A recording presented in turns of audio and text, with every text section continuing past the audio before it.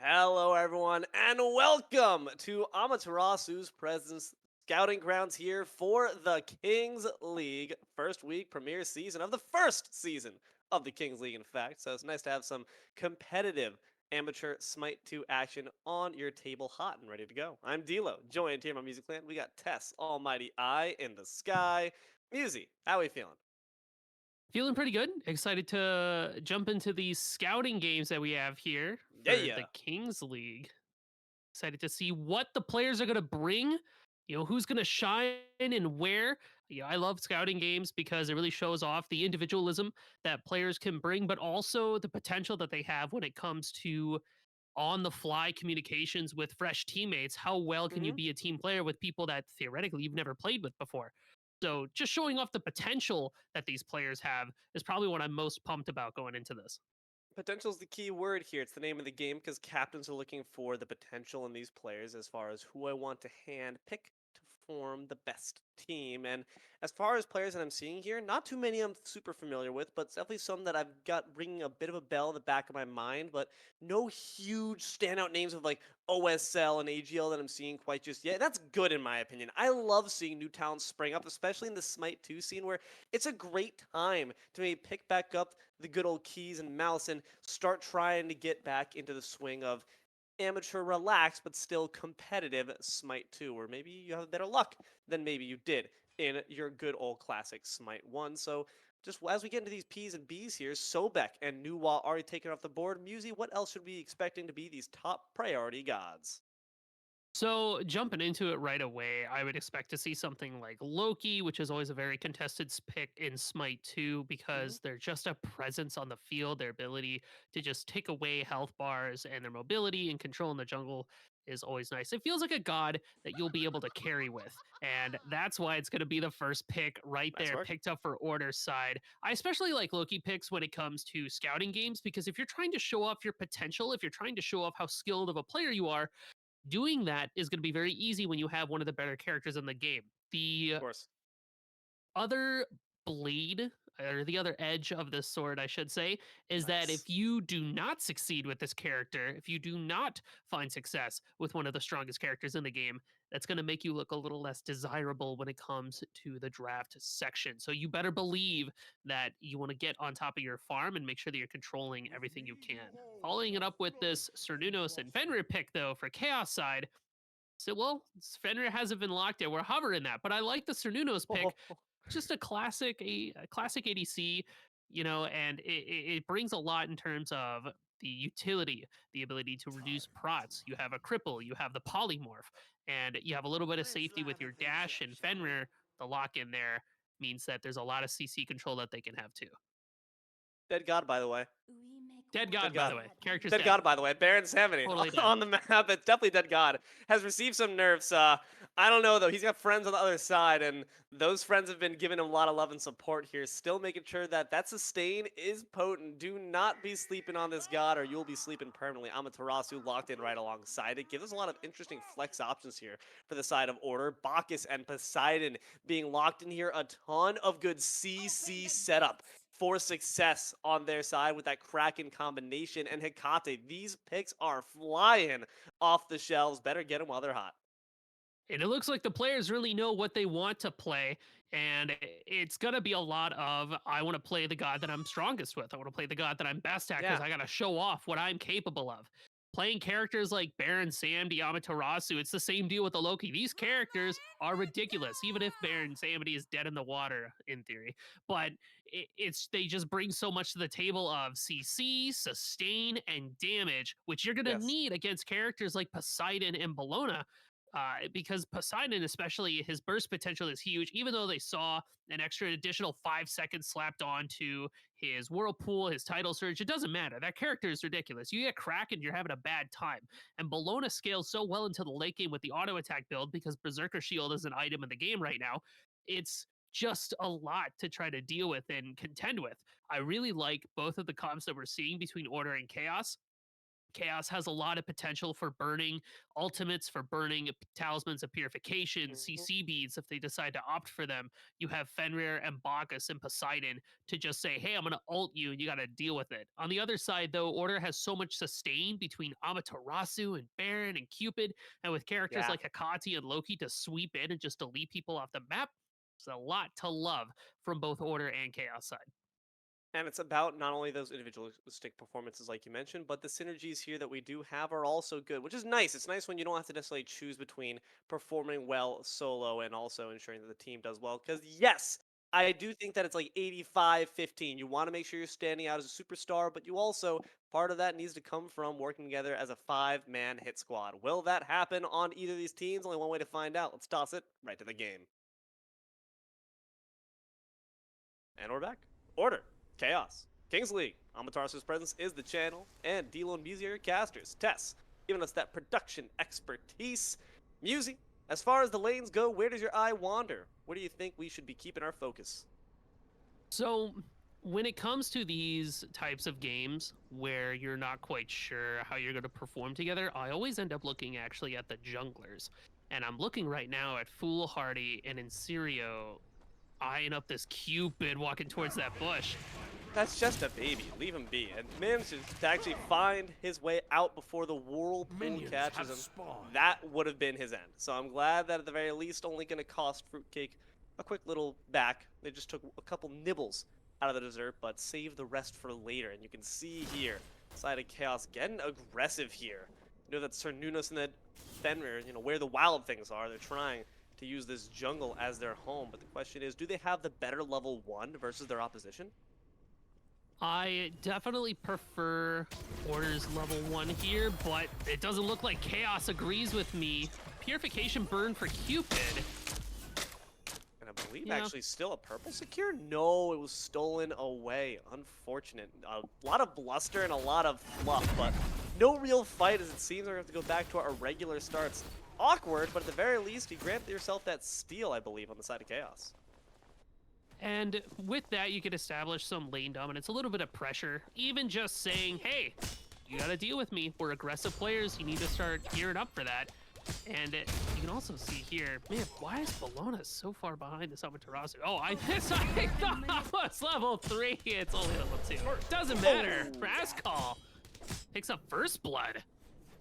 Nice work on her part there. Just utilize what Ama can do. This is not Smite 1, in fact. Amaterasu by no means going to go down super early in the laning phase. Hekate might go down, though, thanks to a nice blink. That minion takes it upon their shield. What a valiant NPC. Now the puppy dog might just be getting taken to the pound. A good spell eater doesn't quite have enough damage to devour the life of the hound just yet, but overall some good fight being shown on both sides. Fruitcake in danger. That Sunder whittling them down to within inches. That heart bomb, the turnaround might cost you as the mutton bat gonna come within just a hair's breadth. And the belch does find the last bits of damage. Fruitcake finally gets eaten. And all this aggression that we're seeing on the map is pretty in line with what we would expect from these types of games, because these players are just trying to show us what's going on, what they're on about, what they're capable of. It's going to translate to a lot of aggression. You can see it here on Poseidon in this mid lane. And taken out there without any issue. It's Reiku. Gonna be able to find that thanks to a nice rotation by Zerv. That's gonna be the danger, of course. Having that Trident up for less uptime means you're in a bit of danger if you decide to pop it early, and it's also just not a safety reliance that you can depend on quite as much. Look at the damage, though, coming out here from this Amaterasu. That disarm is really useful in the matchup, but not if you're sitting at less than a quarter health here, Musi. And that gank from the Loki might be looking to try to finish off the last bit. Sunder gonna be placed down and left with just a hair's breadth of health. Shaman stays standing. And with the Loki rotation over there too, wasn't able to quite find the mark. The Loki isn't level 5 yet, so they can't like get in there quite yet. But you can expect to see that if they do make follow-up ganks, they're gonna have a better time. This poor Baron's getting pushed out. The Cernunno Bacchus dueling here has a lot of pressure, and even though Baron and Cupid have a lot of sustain, it doesn't matter when Bacchus anti-heal is able to turn a bit of that off. And they clear so well and so effectively, and with that early lead that they found, it's just gonna put them even further ahead.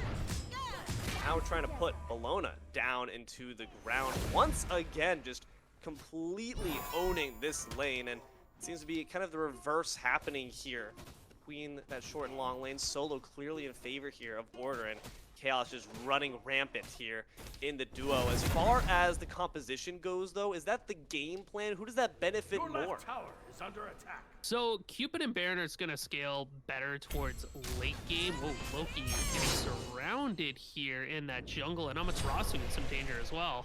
Loki the first one to go down. A great evasion of the mirror by the Bologna, but an unfortunate tidal surge puts Amaterasu out of range of the bludgeon, and that might just be what costs them that kill. You gotta make sure you're coordinating. That just might be the consequence we see, Musi, of when these newly acquainted players can't chemistrate quite yet.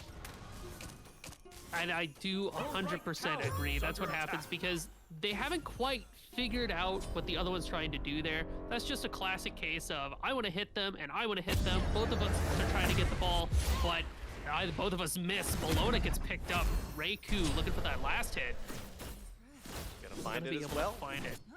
Nice work there by the Gatos, keeping up that pressure. Now 4 minutes, 30 seconds in. Question is, can you survive this pressure from the Fenrir? Can you steal away that blue buff? They will indeed be obliged. A nice pickup there by our team of blue. And let's see if we can bring that damage right to you. Poseidon in a bit of trouble here as the rotation from Amaterasu decides to make the call to retreat, as they just let what they've already gotten be enough of a prize. Gold lead here in favor, despite that kill differential of our friends on Chaos, but by a middling amount. Rascal trying to even the odds there by getting a nice little red buff steal on top. This entire solo side jungle plundered by the side of Order. And unfortunate there, we didn't see Rascal go in on the Foolhardy. The Poseidon ult was already used. There was potential to kind of drag that further. Ult was available. They're gonna find Shaman instead. I guess. Why not? If you can't find the mid laner, just go kill your solo lane partner. I mean, she's got that Sunbeam Bow rush online. Pair that with your Death's Toll, it helps you sustain that mana in order to keep that item active going. Baron out here in this dual lane. Not gonna find too much though. For as much as they've been struggling here in this duel, they've been holding on, and now they're looking to try to find some damage on the reverse end. Fruitcake, once again, Bacchus cuts himself a slice, maybe two, goes back for second, as Inspector Wolf gets their pelt stripped away and has their life taken too. Makes it 4-4. A nice answer back from the duo just when it seemed to be that they were holding on firm. So at this point, it's really going to come down to the team fights when these teams start to collide, because this dual lane is just getting busy, and a lot of that has to do with the fact that Bacchus has got that early Glad Shield online, so the damage there is ridiculous, and it helps them tank and sustain more. Can it save them against this Loki, though? That's the question that we all look to answer, and a few more basics might just do the job unless Bacchus decides to ask some questions of his own. He's curious. Unfortunately, curiosity is what killed the cat, and killed the God of Blind too. Loki's gonna add himself to the body count. Shaman goes down again. Should have had better prayers. Fruitcake once again gobbled up for dessert, and the wolf might best be the last one to go. Howling to the moon as they fall alongside their two comrades. The pack is getting hunted. Unfortunate that the Order side wasn't able to find too much there, even with Loki making that rotation, the counter rotation from Wabi Sabi, and the fact that the dual lane is so ahead. Gold Fury is going to get confirmed by Chaos side. I got a little stressed there for a second. Hikati was walking up. There was a moment of fear, I suppose, but I like the gumption from Reiku here. Your team has destroyed a Liking the Poseidon's aggressive posturing as well, clearly showing that they don't want to go gently into that good night. They want to keep playing some good smite instead. And look at the level leads here. It's really looking quite dominant in terms of what we're seeing here from our friends on the Order side, despite the gold differential being awfully small here. 8 minutes in, just about, what, 500 of their name? I think it's like 3 level differentials here between the mid. Solo's doing great. It's going to be a rough time, so what can Chaos do to not only hang in there, but start to make some strides back in? Well, they're on the right track. I mean, putting some pressure onto this Loki, making sure that they can't get anything from them, but Foolhardy getting picked up by Reiku, that's no good. That's not how you're going to find your way in. I want to see them push this dual lane, but Fruitcake is going to do the opposite. Man, I feel like I'm cursing them. I'm like, well, maybe you can. And then immediately Order side goes, that's a great idea. Let's shut that down. Kill that man. Oh, no. I was going to say, Yeah, it comes down to that dual lane. You know, they've got the Mhm. pressure, they've got the advantage. They need to push that and find more Gold Furies and see if maybe this Fenrir can help out the mid laner as well. Wabi Sabi needs to start making some rotations to solo lane, put some pressure Yeah. off of this Bologna because she is not having a good time against that Amaterasu.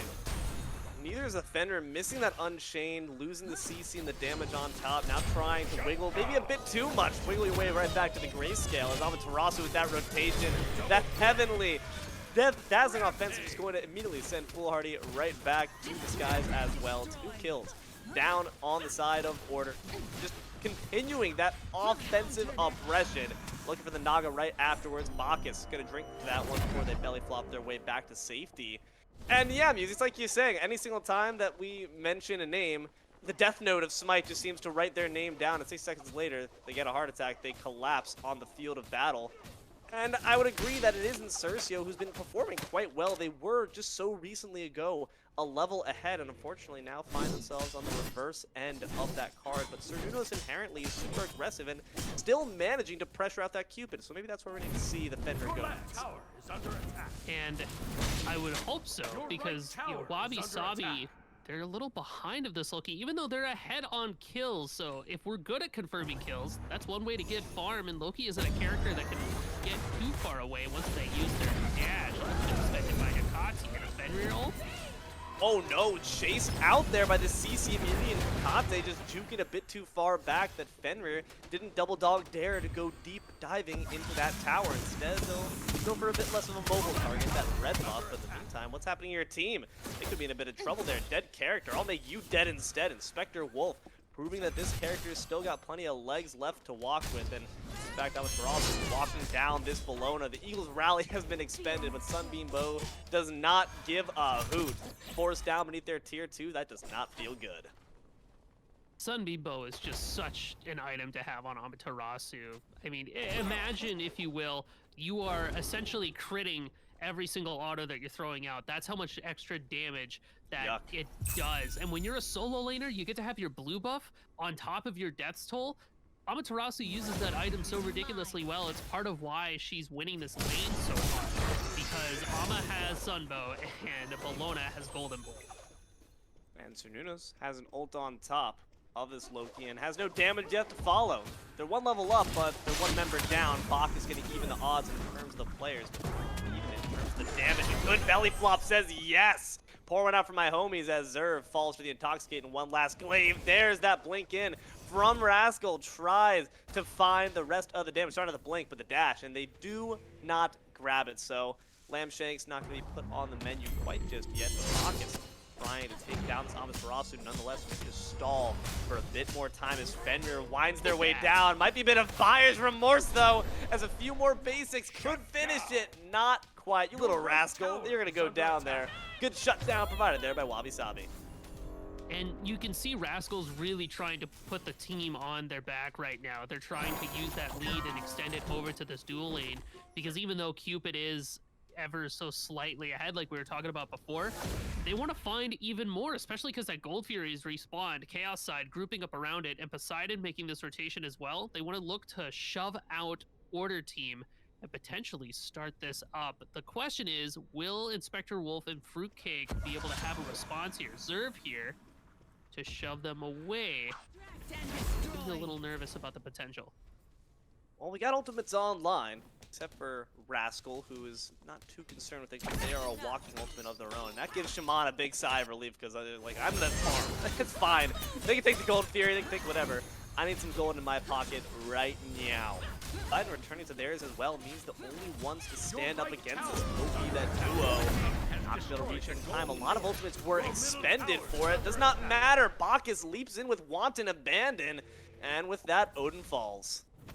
And as I was scratching my head, wondering why we used Fields of Love and Open the Gates on a Gold Fury that was already dead, Bacchus shows up and says, wait, I'm supposed to get hit by that. Polymorphed Cupid is going to go down, and Sirio finds a kill. A little bit of a response in, to that Gold Fury that was picked up by Order side. Your right tower But is under attack. I wonder if maybe we're getting a little nervous, we're getting a little antsy.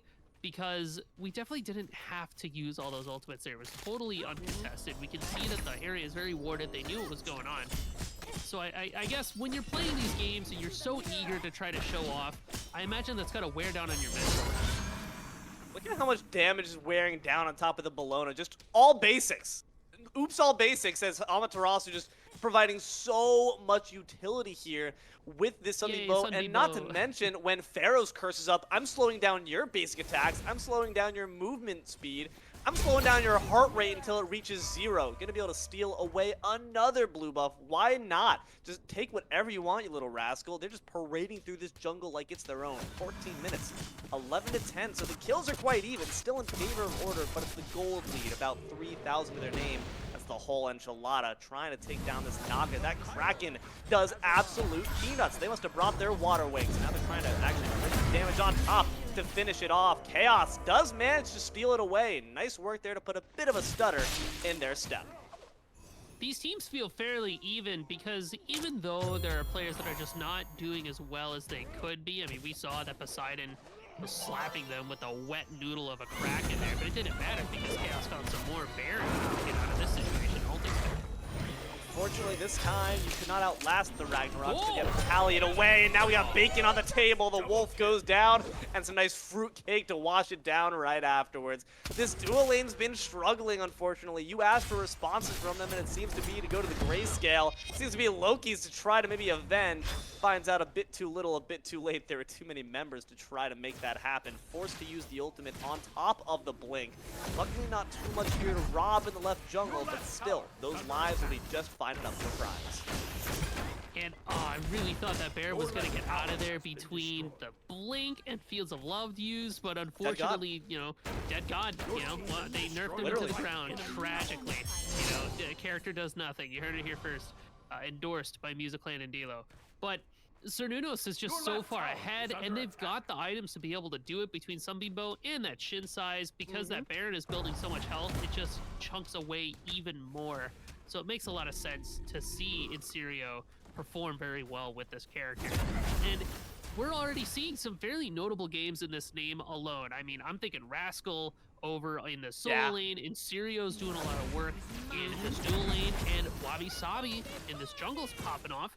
And then Reiku on this mid lane. It feels like we have strong players on both teams here. It's just going to come down to, will they be able to work together enough to pull off some big plays? For Order side, we're watching Hera use their ultimate. We're watching Rascal go in there as they start to pick up this Pyromancer. But you have to keep in mind that Wabi Sabi and Inserio can and will walk around and potentially carry a fight with themselves between all the damage and CC they have. Pyromancer picked up by Order side. Bacchus, you could see, was lured. Smelled it like a cartoon pie on a windowsill. Just was not quite able to float over to it quickly enough to have a bite. Maybe settle for a piece of fruitcake instead. You can see Fenrir's starting to amble on over there, but maybe just waiting in the wings for the fight in mid to begin in earnest. And I do want to return back to what you said, because the Cercio's been playing this brilliantly. Well, we're going to have to find out how they're playing it in the mid, because it looks like a fight's breaking out. Wabi Sabi in trouble, and in the Ragnarok manages to find one of their jobs, but Spectre Wolf, who can of course heal right back to a decent margin. The rotation, though, from Cernunos could say otherwise, not able to contribute to too much other than a nice good scare for the Baron. And Cupid, with that, left to free farm and left. That's just what they need to do. Fruitcake's got to get a bit more experience beneath their belt. It does look like Chaos side is going to start walking towards this Gold Fury. Hikati does not have ult, but she is in the area, and Fruitcake is as well. With Fields of Love, they have a lot of potential to dissuade them off of it. It does look like Chaos is going to walk away from that. They don't want a piece of that fruitcake. It's a holiday delicacy, but not for the faint of heart. Gold Fury picked up here by Order. Grab it though, as Rascal goes in there with the dazzling offensive, finds one with the stun.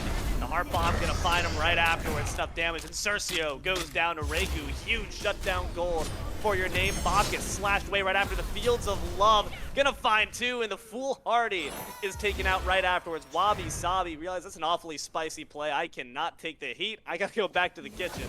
And Bologna, the only one left standing, potentially, to steal it away. But Shaman, I don't know if you got any chance at that. They're just going to have to hang back and look for Harpies instead. Second Gold Fury of this team, going to go this time to Order. And Order did a great job separating the fight there between Rascal and Reiku. You can see they had a little moment there, patting each other on the back. If I'm thinking about drafting a team, I'm putting them together because there's clearly some synergy there. We saw the fight where Hakate was able to get a good open the gates, force away some CC immunity, and we watched Rascal just loop around the side and be like, hey, what's up? My name's Amaterasu, and I'm level 17. I'm gonna kick your butt. And credit where credit is due, Zir was able to put a fat um, decoy in the middle of all that nonsense to get a good amount of tick damage. They've got Transcendence online, so the damage was good. And they were able to clean up that fight. Unfortunately, Chaos side didn't really have it in them to put up with it because Inspector Wolf is also here to help them sustain. You have Fruitcake here to also give a little bit of health. A good fight for Order. I want to see them try to replicate that. Honestly, Reiku and Rascal should just be grouping up at all times. They are the highest level players on this team right now, both at level 18. You don't have to worry too much about farm and barrels. It's not enough. Reiku picks up the kill. Foolhardy goes down once again. They are trying to take down this tower, and Bacchus could have something to say about that. Fault of the Great Wild Hunt. It's Bacon on the table once again.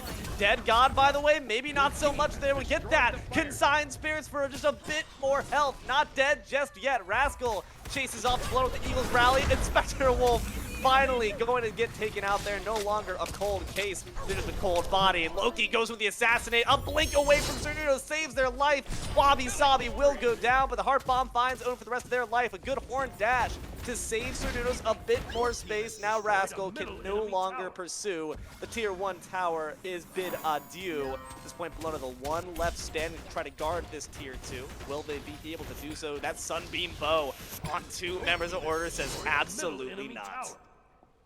And the craziest part about that entire engagement in that mid lane is that while that was happening, Rascal and Fruitcake did Fire Giant. They just did a Fire Giant together. Yes, no. Am I bugging? On fire. Yo, you're not bugging. There it is. And a Pyromancer too for Order side. They snuck that in there while this Baron was ulting that Poseidon, which by the way, the Poseidon wet noodle Kraken again. Not gonna be enough to put the damage in to put down a tank Baron. It's just coming up Order at this point. Rascal is doing a great job sticking next to his carries because Amaterasu and Cupid, both with Sunbeam Bow and the Amaterasu Aura, can absolutely shred away the Fire Giant. I love the fact that they made that rotation. They trusted the fact that Reiku and Inspector Wolf could handle whatever was happening in mid lane long enough for them to scoop that up and make the rotation.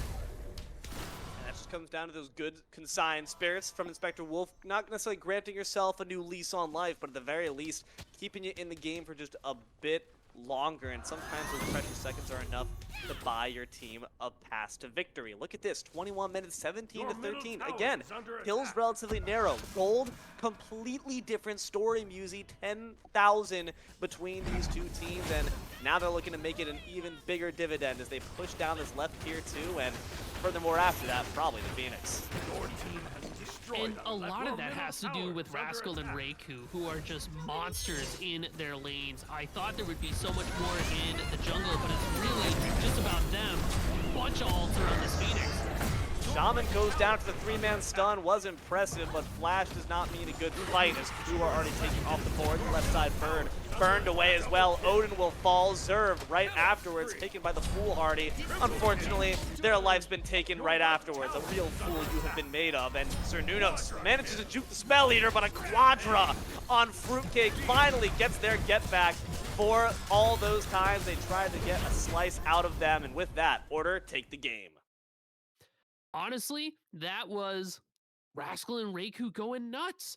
They just dominated their lanes. I mean, Rascal was ahead of Shaman the whole game from that first blood all the way through. But what was more important than just winning their lane, they took that pressure and they applied it to the other lanes to make sure that their dual lane that was honestly not doing the best that they could have been doing, it elevated them enough so that we could see Fruitcake grab that quadra at the end. It put them in a winning position. And it's Reiku speaks for itself because while all of this nonsense is happening around them, they just hold it down in mid. 5-0, Nothing to put your nose up at, but they just played a classic game of Smite 2 and just kept the level head. They're like, I'm going to play and I'm going to chill. And Rascal's going to be nuts. I'm just going to be in the Hmm. back being a Hecate. And that's all I got to do. Honestly, despite how impressively ordered it, I do want to throw that credit that you mentioned before as well onto some of the players here from Chaos. I think in Cercio, you talked about it repeatedly because it was so true. They performed very well, I think, on this Cernunos pick. Would not be surprised to see that become one of their standout gods. And Wabi Sabi also was trying to do their job. Those Ragnaroks were oftentimes well placed. We just didn't get to see the synergy and the follow up right afterwards. So, Order, well done to them. They not only managed to look out, stand out individually, but they also managed to do the rare thing that five new players together working can do, which is find synergy, find that chemistry. And we'll get a chance to see how they do in their prospective draft picks. So, captains who are watching, keep an eye out for all these players. I think there's a lot of potential across the board here. There's a lot of growth that can happen too, which is probably the most important aspect when it comes to putting together your team. Always something that's important to keep in mind is development in terms of the evolution. It's a marathon, not a sprint. So these players, if they're working for you, hey, maybe they're going 10-1 next time. Maybe they're going 10-0. Rascal certainly is capable of it. But until that next time, guys, that is all we're going to have for you here today on Amaterasu's presence. So please make sure to check in next time you guys see some Scouting Grounds actions for the Kings League coming up at you. Until then, I've been D'Lo, joined here by Musi. We've had Tess, our almighty eye in the sky, working those cams to perfection. Please make sure to thank our production for all they do. We could not yell over games without them. And last, but certainly not least, thank you, loyal, obedient viewer, for your time. We hope you enjoyed this game just as much as we have. Keep an eye to the sky, like we said, for more content coming at you. Until then, good game and good night.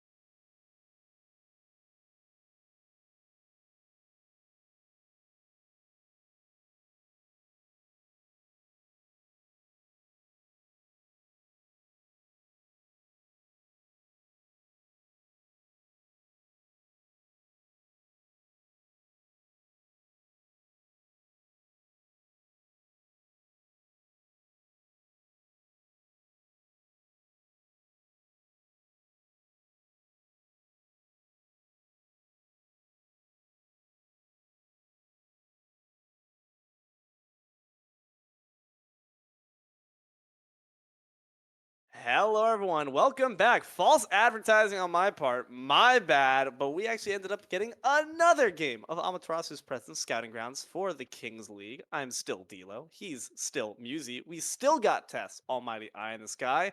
And we still got some great Smite 2 action coming up for you. So, Musi, how we feeling?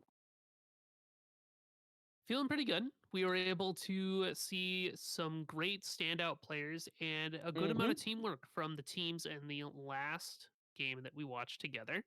So I'm hoping to see a little bit more of that. Bit of a shuffle from what I Yes. understand from last game. We have re. re-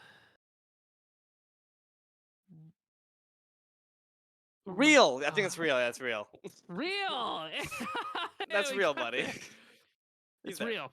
So we have real on the role of support over for Chaos now, and Inspector Wolf rocking this mid instead of the support that they were last game. Nice. So, bit of a change up, but still the same players you know and love, save for Real, who's now making his debut in these scouting grounds. Amaterasu banned away, and you've got to imagine that's a call out call there for Rascal. Yeah, Rascal just got target banned. That's crazy. And scouting games, that's nuts. That's funny. That's a Let's clear liven things call up, shall we? of yeah, that's a good player. That's a contested pick Hmm. for my draft. And whenever you face against the Rascal, you got to think about that Amaterasu. Inspector Wolf likely picking up this Baron Samdi for mid though. Hopefully they'll find a little bit. Well, they actually no, they won last game, so we'll get a chance to see how they can pivot to a mid Baron as opposed to a support Baron. This is assuming, of course, that Baron is going to the mid lane and not to the support for Odin. Hmm. Yeah, there's a lot of Tremble possibilities there, beneath but the Poseidon only waves. has one. That's going to be likely that mid lane slotted up nice and snug into that role. Yamoja going to continue that thematic consistency as Chaos looks to rule the With seas. me, you Bacchus all and shall Cernunnos look to flourish get lit and prosper. instead. That's just that aggressive duo lane that we expect that we saw before, unless they make it even better by adding a Ymir. Yeah, baby. All right, I like that. Ymir Wall is a very useful tool, especially against players like Poseidon, because they don't have a dash to necessarily get away. They're rocking purely off that title search movement speed, and Yamoja as well. No leap there. So walls are handy. We like that. A Hmm. lot of space control for order side, but the Loki Cupid lockdown insta picks, mind you. Holy crow. Um, that's going to be a lot of damage that Chaos has. You have Kraken, Loki ult, Fields of Love, Yamoja to keep everybody sustained. I do not want to fight all of these characters at the same time. So order side, I would hope that they kind of cut some pieces away, look for picks before trying to team fight against those monsters. Yeah, it's kind of gross when you consider the fact that with Kukulkan. that River's Rebuke, Fields of His Love gods takes up must the feed the scales of entire fate. capacity of the space in between. Alongside a Kraken, that is an entire no-fly zone. Speaking of, Kukulkan Open gonna the be locked in gates! there for the order side. Try to maybe get some wins behind their sails, and Nemesis trying to bring balance here to these compositions as it's locked in as well. Hakate going to be the last pick there for Chaos. They're staying relatively consistent here, Musi. The one deviation being the one new player added in, which is Real now piloting the Emoja. And when it comes to these team compositions, we're seeing a lot of magic here between Chaos side finding both Hekati and Poseidon, and Order side Baron Samdi and Kukulkan makes me think that Kukulkan is going to be the mid pick, but Baron Samdi I think is going to be headed towards that solo lane Mhm. for that. But I'm wondering what's going on in Chaos side. It's Yeah, total who's the chaos. solo? What are we cooking? What's going on Wait. here? Who's got the recipe book? Who's in the kitchen right now? Because I like what I'm smelling if it's what I think it could be. Because if that's a Loki solo Poseidon jungle with Akati in the mid lane, that cooks. That cooks really hard, and I Hmm. kind of want to see that because Loki's so safe in the solo lane. You just clear, you farm, you get to late game, and then you're fine. It's no big deal. Poseidon has a lot of rotation power with the title surge and a Kraken to just throw at the feet of whatever poor bastard is in that lane. I mean, that's a lot of potential there. And then Mhm. in the mid lane, Hakate's Hakate. That god's safe. You can open the gates to save yourself from things like Baron ult or anything like that. And the only real trouble comes from the fact that if Nemesis finds a way to stick on you, then you run into the potential of, I might be in a little bit of trouble, but keep your distance and ward properly, you should be just fine. I actually also really like the possibility for that Loki solo because it kind of fits with what Rascal was doing. Yes, they were very aggressive, so not necessarily the kind to like just free farm and let live. Hmm. But they love to rotate. And Loki, what a fantastic solo god to rotate with. That speed buff that you get there, it's not quite the aura that Amaterasu's got constantly churned out, but it's potent. And then Assassinate, what better way to give a nice little welcome visit to your friend Kukulkan who has no CC immunity in their kit. Pay them a quick visit, serve them a slice of fruitcake, or maybe serve them a slice of humble pie instead, and then just keep that same mojo going that we saw prior. So, Musi, if we're looking at five gods and five gods, who do we think takes it this time around? I really think Chaos has a lot of potential, a lot of explosive potential. But Mm-hmm. if Order side is able to hold on into the late game, I fear that they scale really well between Baron, Samdi, and Nemesis Mm-hmm. and Cernunos. Those characters can deal a lot of damage. They can sustain very well. They shred objectives because Nemesis and Cernunos can work off of each other to just burn down an Ancient Gold Fury or something like that. And Yeah. Kukulkan can confirm objectives very well. But if the jungler for Chaos side can get active, and I really hope it's a Poseidon jungle. I think that would be the coolest thing right now if they could find a lot of early rotations and maybe a couple of the earlier gold furies in the game to help set them up through that mid late game, then I fear that Chaos side is going to have a huge leg up over Order side. At the very least, though, in terms of that objective secure, Kukulkan, one of the best securing gods still in the game, alongside that Raw to just kind of throw down Spirit of the Nine Winds and then forget about it. So let's see which side's able to take it this time around. Order versus Chaos, a bit of a remix, but still many of the same players you know and love on the same game. Let's take it. Welcome back. Order, Chaos, TKL, Scouting Grounds, Game 2. Not quite a set necessarily, but still a lot of the same ingredients that we got here in the kitchen. Dilo, Musi, Tess, Almighty Eye in the sky. As far as what we want to see out of these opening minutes, we're looking here. Technically, if you're talking about underdogs, it is the side of Order after a pretty rousing victory there on our friends Order for dogs. Chaos. What do you want to see in these opening minutes for them to change that story? I could use some So assistance. I would like to see a little bit more safety from this time around. I feel that each god in their respective lanes clears Minions very have safely. spawned. Between Kukulkan Tornado, you have Cernunos, Ymir. I mean, that's just a clear lane. Ymir throws down the carpet of ice, and then Cernunos throws out Bramble Blast, and then you're chilling. Not a big deal. And Baron Mhm. Samdi in that solo lane, no real reason he should be dying ever. I mean, you should be able to sustain very well off your heal. You have ranged poke against that Poseidon solo. Aw. Okay. I mean, yeah.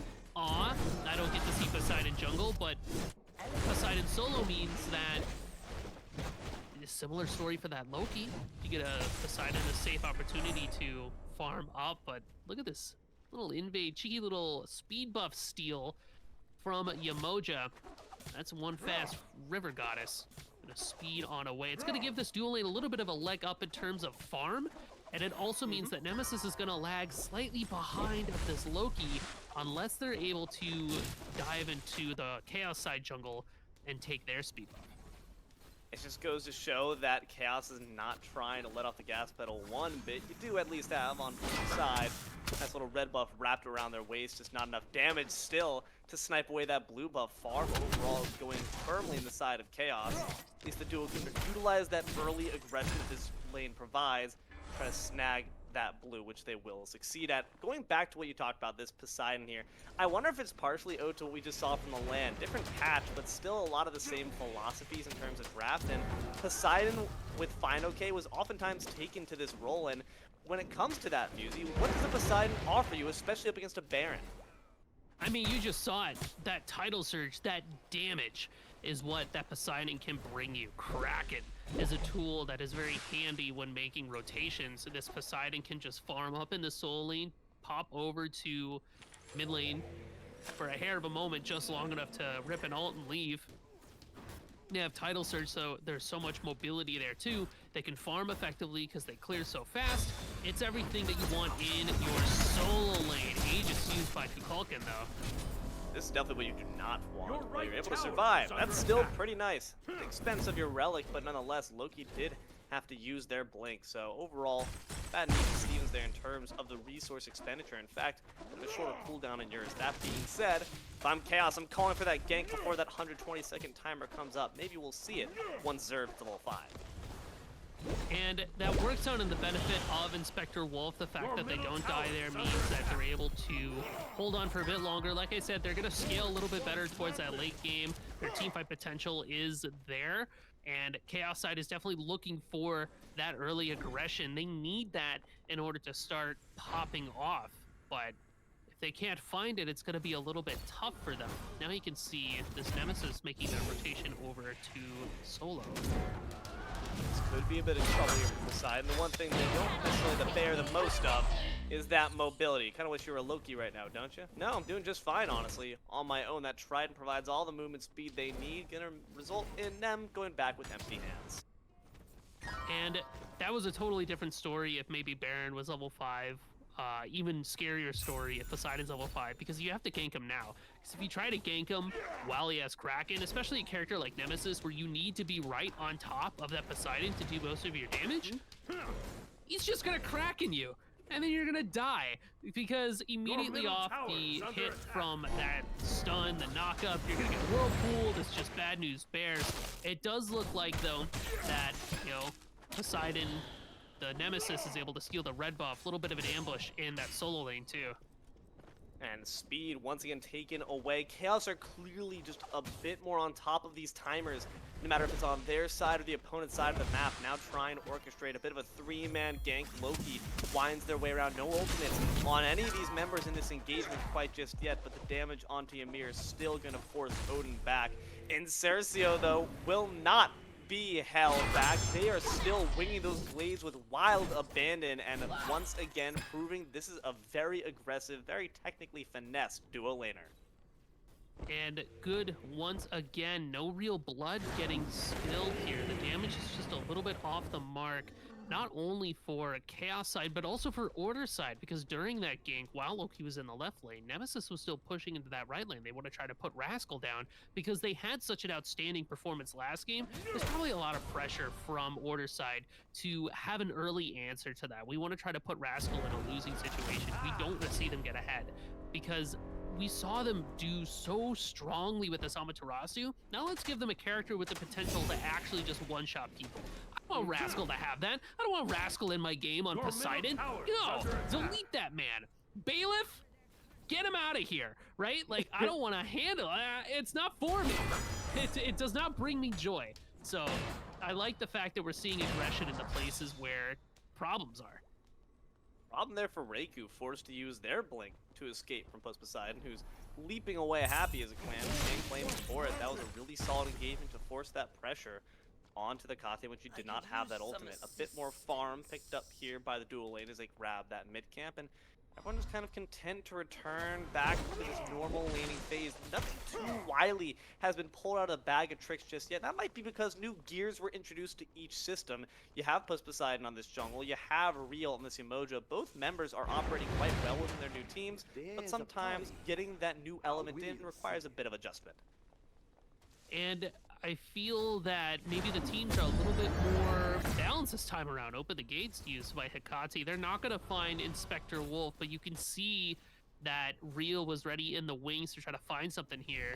Looks like they're going to end up finding Ymir. A little bit of back and forth, but nothing too crazy. You got a little riptide. Akate goes outside their own walls. They do manage to dodge. Bitterline wins thanks to that riptide. Unfortunately, your friend on the right side, Wabi Sabi, couldn't quite dodge the incoming gank. Baron goes down. And Baron dying here is so tragic. I mean, Loki did not even have to ult for it. The Kraken was used instead by Rascal right tower in order to is make under that gank attack. happen, which means that Loki going to be able to ult nothing there. That little right side of the map, but it's going to put Poseidon ahead. They have a Glad Shield rush, which I can see the merit. You're splitting your damage scaling fields. I love to use here by Fruitcake on this Cupid. Trying to deny them the steal on that camp. They might steal a bit more than a camp if you don't let them, my friend. Fruitcake, once again, underneath all that aggression, Moonstrike to divert it. Fruitcake just stays in their range for a bit too long, and Insurcio gonna be granted that kill as a consequence. A shell is popped, stocks are back up, and Loki's trying to put you back down into the ground. A freeze from Ymir will not allow it. Insurcio, though, does go down to the dot damage, trades their life with serve, but Odin comes back in and bashes Real on the head 2 times. They get a concussion and they get to the grayscale as well. Tragic trade-off there from Fruitcake. Like you said, they were just too close, because while they were trying to box out that Nemesis, they're like, no, I have range to be able to do this. They did not take into account the fact that Cernudos was like right there to follow up on it. Spectre Wolf gonna whiff the ult a little bit here. Might be in a bit of danger though. No Hekate ult quite just yet, but a nice triple hit form might just finish the job. Spell Eater bit off the mark, dodges within the safety of his own tornado to ensure his safety. Now, Ymir makes the rotation, maybe a bit too late to have much to fear. 8 minutes, 3-2. Once again, kill remains quite similar in terms of the count. Gold as well, with no Furies being picked up just yet. And you asked for this. You said that we don't want our friends on Chaos to get any of these early Gold Furies to ensure that we reach late for Order. We get to scale, and they're making sure to pay them back with that in spades. And I really want to see Rascal get a bit more active. You can see them grouping around this Queen Naga, but Poseidon is a scary enough figure, I suppose, to shove them off. Not quite looking for too much, a lot of posturing around here, but I want to see Rascal get a little crazy with it. We're Poseidon. Not just Poseidon, but we're Poseidon ahead. Rascal is again 2 levels over their opposing solo laner. Emoja popping up that ult, but Order team will secure themselves that Queen Naga, despite the attempted intervention from Chaos side. I'm really just wondering, when does Chaos group up here? The waves are all nice for making the enemy feel intimidated, right? But they don't collapse for quite some time. At that point, the steal potential is just a bit off the mark. As far as when Chaos groups, I'd like to see it around this first Gold Fury, and I'd like to see them force the issue. But the more kills we hand over, the more objectives we hand over, the more farm, like this mid-camp we hand over, the less reasonable it is for us to even try to force that issue. And now you can see it. Instead, it's Order forcing the issue here in this dual lane jungle. There's the Wild Hunt, but will that Bill's Love be able to stop them quickly enough? It does! And now you can see them in heavy pursuit. Don't dive back, you've already learned your lesson. And now Cupid's in trouble, following the charge. Shell stocks are up, Cupid's down, Real's dead too, puts the side right afterwards. Reiku finds the solo onto Wolf, and now this poor Loki could be in trouble. The minions join the fray, and Zerv's got nowhere to swerve. Odin charges them down, and a Baron's Bruise chucked right on top. They find the kill. The minion waves try to lead them in vengeance. Bloodshed and massacre here in the duo. Plus Poseidon and Odin are working pretty well together, both committing to that tower dive in order to scoop up the kills that they need, and then the shell used by Insurio to keep Poseidon alive just a little bit longer. This team is playing very well together. I'm seeing a lot of early cohesion between these players that's letting them get away with some riskier plays that the cost benefit could very easily swing away from them. Rascal forcing some ult a camp, getting ulted by Baron now. That is some rough apples for you, my friend. Maybe use that Kraken just a bit too early as they go down. And Cercio, though, taken off there by Fruitcake for a nice little solo kill around that purple buff. That was an interesting trade there, as you lose maybe your best hope, your most powerful offensive force on the side of Chaos, but they answer back with a similar kill here on top of the Goatman. Who wins that trade? So I would say killing Rascal here is going to be a little bit more important, because I trust in Cercio to come back later. I trust in Cercio to continuously perform. Oh, fucking caught by open the gates. Dead. Brought down. Gone. Yeah. Easy peasy. Yeah, Snakeskin boots fast. made for it. I mean, that's all it takes. It's what we talked about earlier. Reiku 1 already feeling comfortable on this god, has not had to change their flow whatsoever.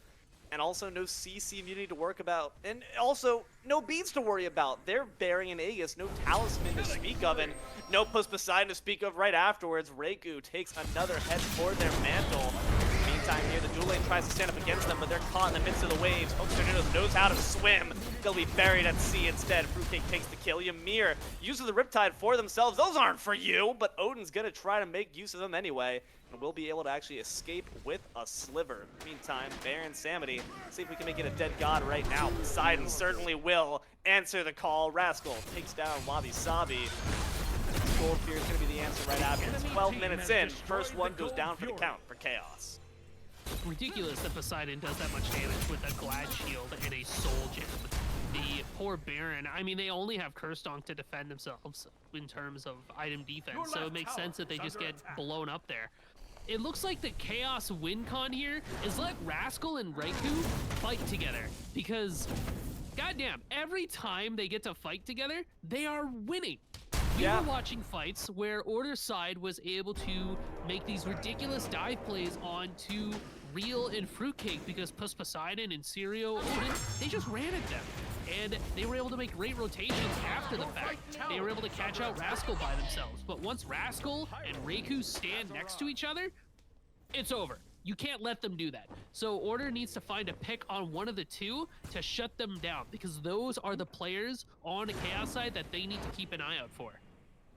And what better tool to divide the fight than an Odin wall? And I don't say Odin wall as in the god Odin, but the character Odin, the player Odin, who's playing the character Ymir, who's got a wall, who should be using it more frequently to divide these fights. I don't feel like we've been seeing the full utility of this god, instead far more often using it for that purpose, to escape. And in that case, it was quite nice. Got them out of the Kraken, and you get out of the open the gates. Indeed, Kukulkan will not dare dip a feathered toe into it as this Pyromancer is slowly whittled down here. Like out, there are some low health bars, but you got the Ymir going in by themselves. No plan as far as follow-up. Kukulkan luring far too back to actually find any damage off the back of it. Instead, it just costs Odin a bit more of their health. At the very least, though, you ward Kados off that Pyro. And like you said, Odin found a solid freeze there. Good two-man freeze, but Inspector Wolf has not really had too much of a chance to do anything this game. They're 0-2-0. They didn't get a chance to follow up off that Ymir. They're up against Reiku, though, so what do? Reiku on this Hera is, at this point, a two-game classic because they did so well last game. They're doing it well again this game. Some head clashing going on over here. Right side. Both teams want to fight for this Pyromancer. Nemesis ult. Oh, dashes head first into the rushing waves. Water can be just as hard as concrete at the right height, at the right speed. Poseidon having to speedily make a getaway to ensure they stay alive. Zerv, the other jungler, also looking a bit worse for wear. Meanwhile, in the dual lane, let's see what our friends over here are doing. Dashing in aggressively on a Cernudos.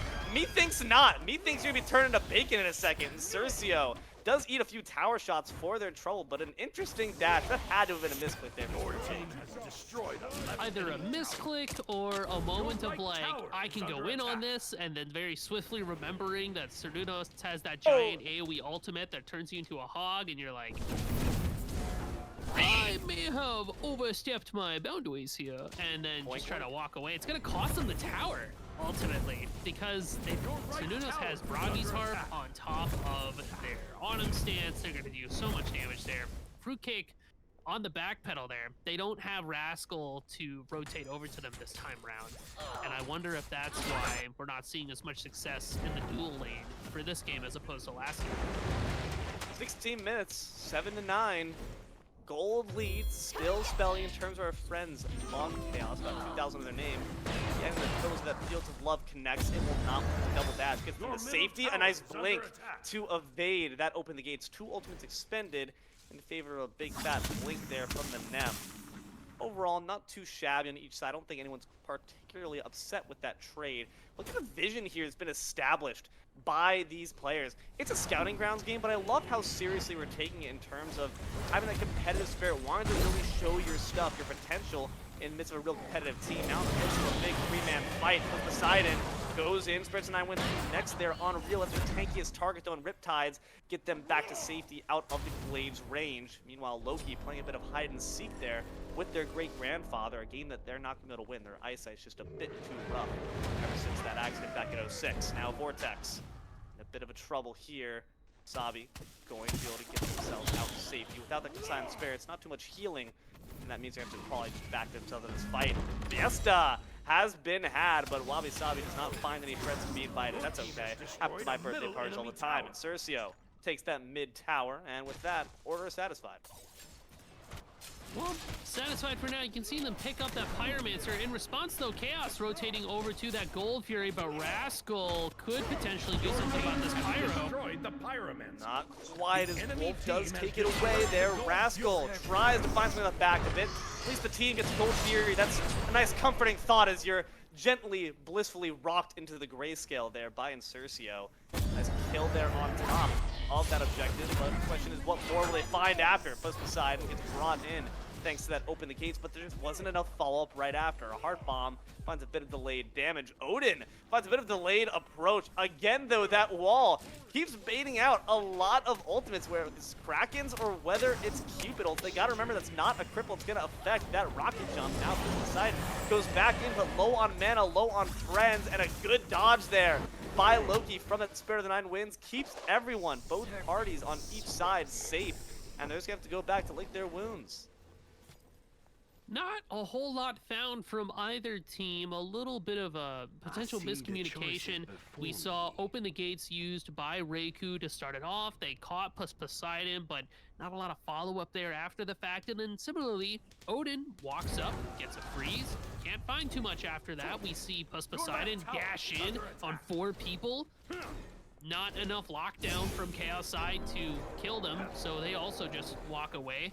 The only real death here that we're staring at is poor Rascal, who... No, not poor Rascal, actually. They're good enough at the game. 2 levels ahead. They can hold that. They'll be fine. Not poor Rascal. You'll be all right, champ. But they're the only one that's going to fall, and they weren't even able to take the Pyromancer. I think all in all, kind of an even trade between 2 teams. Pyro and Rascal for a Gold Fury, but it's the second Gold Fury for Chaos side, so... Now their minions are going to be a little stronger when they stand next to them. It's a bit of a give and take. What's really going to start mattering now is when is Rascals going to start joining these team fights for real? We see them still pushing into that solo lane. They're level 17 at this point. We can make some bigger boy rotations. Find out if it's the case as Nem into this 4-man fight. Not sure if you have the numbers on your side as only one joining you inside the waves of the Ymir. The shell can be expended, and Cernunos and Ymir, the dual lane, caught in the gates, and they're going to close right on top of Odin, and Cernunos goes down right after. Fruitcake got the killing spree. Poseidon's got the shield, but their bubbles popped, and so is their head. Fruitcake with the double kill. They find 3 for Chaos. And while all those kills felt like they happened pretty much at the same time, watching it through our eye in the sky here, it felt like Order went in one after the other there. We saw Odin try to find a little something, and Syrio try to find a little something, and then Poseidon try to find a little something, and none of them found any success, which means that Chaos side gets to start up this Fire Giant. Inspector Wolf and Wabi Sabi, do they have the answer? Cracking off the park, Aegis expended in return. They're gonna find a great Spirit of the Nine Winds, but only from the grave. A great Baron ult as well. Forces the tally. The heal's not enough to keep you alive. They will take down the Real from the grave, and the Fire Giant after will go down for Chaos. Big wins for Chaos. We translate those 3 kills from left side. We immediately make that call for fire. And unfortunately, Inspector Wolf just gets caught out. The Kraken ult was almost certainly a spacing ultimate, as I like to say when I miss my Kraken ults. And when you have the other giant AoE ultimate in Fruitcake's Field of Love, there's nowhere to go for a character like Kukulkan. And Wabi Sabi was just in the thick of it, but not a whole lot they could find. They do take away Real. It's one less character that has the FG, which means that Chaos Side doesn't really have a frontline tank with Fire Giant at this point, which is like the only real weakness of their team. Whoa, Poseidon taking a bite out of Fruitcake. This could be rough as the basics come through. Not enough. That sword slashes the baby down to size. Down for 50 seconds. Opens up a chance for an objective for the team without the FG. Fantastic awareness and great map presence here. They recognize that the Cupid's out of position, and it's appropriately punished. And we're looking at that late game Nemesis level 18, but the real thing that matters is the fact that they got Shinsai Sunbeam Bow. You can't stand next to her. You will absolutely die cracking in a barrel to start this fight. They do find a double Spirit of the Nine Winds consigned. Spirits adds even more health on top. Unfortunately, not quite enough. That's still Rascal chasing after you, and they will not be stopped. Wabi Sabi gets taken off there, and the only thing that Inspector Wolf could do is watch. So at this point, we're looking at something like a 1-for-1 trade across the board so far, but keep in mind that those are now 2 players from Chaos Side that don't have FG, so they're losing it, but a huge open the gate finds Kukulkan. This is what costs you when you don't have anything but Nagus. Shell used just to comfort him a little bit, says that's okay, rub some dirt on it, you'll be good. Wild Hunt expended, doesn't find too much though in terms of damage. In fact, it's Cercio eating that themselves, gets the Rascal treatment right before that slice and dice takes them out. No, Rascal able to get out to safety. It's Odin who will pay for their sins instead. Once again, no mana, and only thing Kukulkan can do is stare in horror. Poseidon goes down right after. Another 3 taken off for the count, and the only ones left are the Danger Noodle and the Baron Samity. Rascal is just fast enough and just tanky enough to be able to avoid the lethal damage that Poseidon is able to put out. And Fruitcake's Field of Love there, they are crazy sick with this ultimate, the way that they're able to control the space for their team. It has saved their teammates more than once in this game, so you really got to show and shout out Fruitcake 46. Their laning is a little shaky, but I'll tell you something, their team fight is nuts. I love watching this Cupid because I'm always wondering, where is this Fields of Love going to show up, and who in the world is it going to save from death? Chaos Side is now able to pick up that Pyromancer for their troubles. Means they'll have a Runic Bomb for the next push that they find, but they've only got about 50 seconds left on this FG, so it's time to buy some of that gold, see what we can do for our next big fight. As I'm, staring down these teams, I'm wondering what, Order Side is able to do to resist against this, and really it just comes down to where's the damage from Inspector Wolf, I've got to ask the same question. We just have not been fine. I mean, to be fair, these Spirit of the Nine Winds, they're finding the mark, right? It's just they do damage, and then it's kind of it. Like, there's no follow-up, there's no Zephyrs, there's no big tornadoes we're seeing, and again, there's no follow-up. Normally, I feel like it's such a game-changing ultimate that completely throws off kilter the pace of a fight, but here they're just more of a minor inconvenience for the side of Chaos. So is that tier 2 tower. It's going to knock it off real quick, as our friends on Chaos can just parade through this jungle and find whatever other tier 1s and 2s they decide take off the map. FG is not up for quite some time. It does allow a bit of space and breathing room for Nem to ward up through the rest of this jungle, ensure they have the vision dominance, but that's really all they can do. I at the very least do appreciate that Order's trying to find farm where their opposition isn't, because you don't want to be taking a fight in this moment. Your team Absolutely has not. destroyed a And right enemy FG and tower. Ancient Gold Fury are going to be respawning any minute now, so we're going to start grouping up around those objectives. I like the fact that Chaos Side takes those towers, they back and buy. They have a pretty substantial gold lead, but remember, gold, much like money, doesn't mean nothing if you don't spend it. And they're picking up some pretty big items here. You can see that they've got things like Soul Reaver, Chin Size for their damage carries. They got penetration online. This Loki is going to be doing so much damage, not only to players, but notably to structures, to this FG that we're starting to group up around. It doesn't look like Order has any idea, and Syria knows, but can he do anything about it? It's unfortunate that you decided to spend all that time farming if you're not going to try to contest this FG. It's brought down to about 1/3 of its health, and these zoning ults from Poseidon, right? We might be seeing one, and again, we might be seeing him just go down instead. It is taken away by Chaos Spirit, and then wins, goes wide. Rascal doesn't even have a chance to use that Kraken before they're brought down. Wolf will pay with their life right afterwards. 1-for-1 trade here. Odin makes it 2, and Loki goes in to make it Cercio black and blue. Reiku finishes off the kill, makes it a triple for the Hekate, and all our friends can do on the other side is grab that Ancient Fury here for order and then flee back home. This is not looking ideal for Order's side. They were a little split up trying to contest that FG. I would have just run right after we killed Rascal, but looking for more gets risky because now you have to try to defend your mid Phoenix. You're down 3 players. Was the Ancient Gold Fury worth it? We'll find out. Poseidon is low, and also Divine Judgment did, but some good Ring on the Rosy keeps them safe. Mid Phoenix gets burst away. Baron Samony, no longer a dead god, trying to make you dead instead, but Real will just barely be able to eke their way to safety as the rest of the members here on Order side spawn back up. Only losing 1 Phoenix, honestly not too shabby, especially considering that Ancient Fury pull. The question then becomes, though, was it worth to have those 2 members there when you might have been able to use them better for that FG pit fight? I mean, I think obviously it would have been so much better just to have your whole team there, right? If we could have killed Rascal and dipped, that's ideal. But we're saved by the fact that these tier 2 towers on left and right side are still there. It means that Chaos side aren't able to make that final push into the throne room because that Titan's going to have a little bit more health as opposed to when those towers are not available. And at the very least, we take away Ancient Gold Fury. It gives us another Gold Fury pip for Order side, but most importantly, Chaos side does not have that Ancient Gold Fury curse to help with their push against the towers that remain. So it's a give and take. It's a very risky play.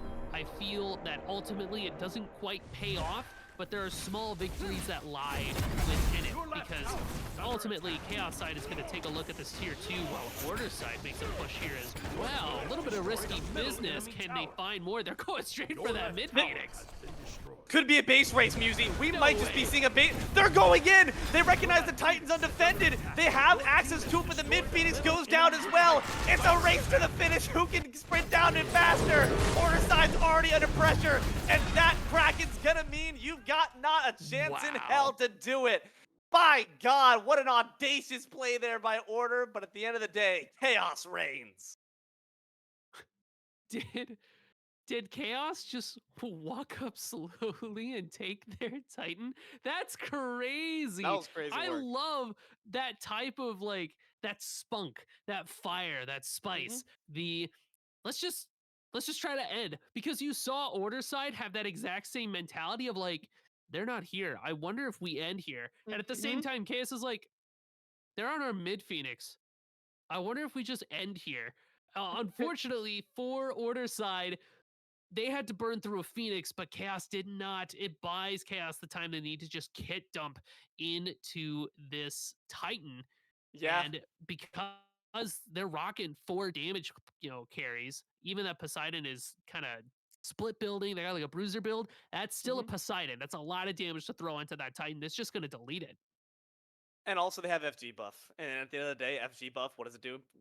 You do more damage. That's the fact of the matter. I You kill love the things. audacity, though.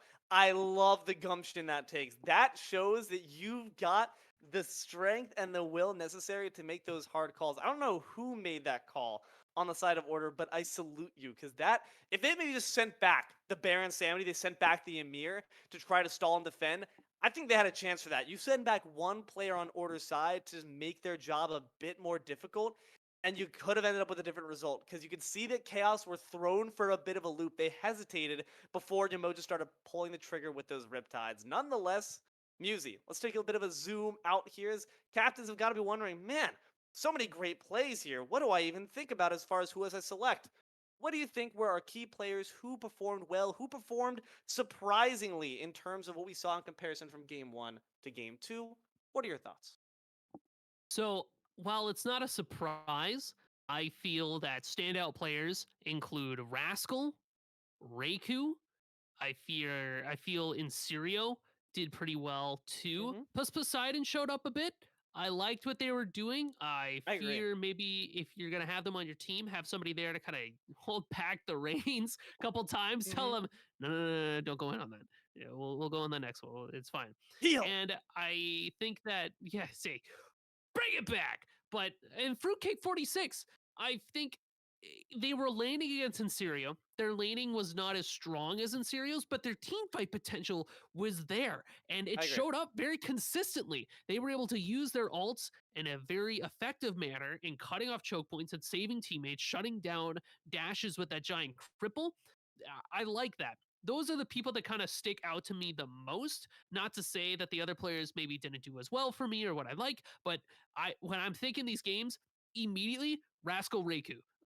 I Mhm. am priority picking them Yeah, not only just great individually, but like you've pointed out again and again, they worked really well together. And again, when you can form that synergy so quickly, that's the makings of a good play. That's someone who's adaptable. That's someone who can fit in wherever you decide to place them. So keep an eye out for those players. Keep an eye out for everyone we saw here today. Despite Order not coming up with the victory both games, they also had some great plays on their own side.